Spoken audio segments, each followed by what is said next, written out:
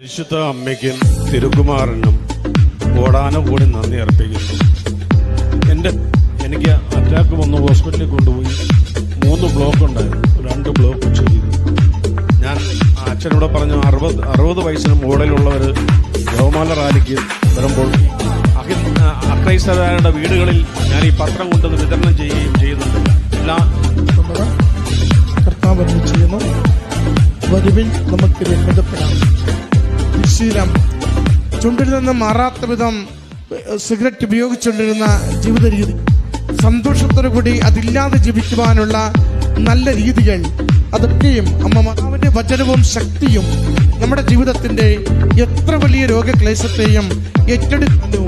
കാൽ മസിലുകൾ വലിഞ്ഞു കയറി പിടിക്കുന്ന ക്ലേശമുണ്ടായിരുന്നു, അധികം നടക്കാനാവാത്തത്. അതാവും ഈശോയും എന്നെ സഹായിച്ചുവെന്ന ഓരോ സാക്ഷ്യവും അതതിൽ തന്നെ വ്യക്തമായ